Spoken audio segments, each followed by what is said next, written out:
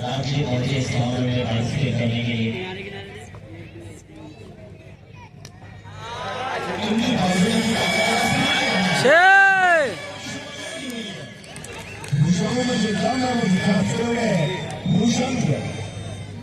वहाँ पर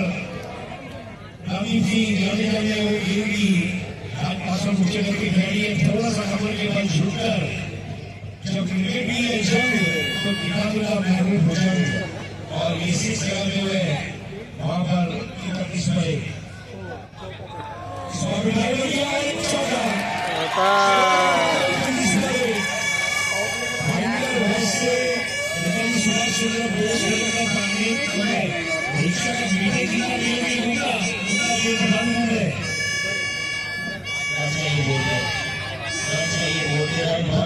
बोलते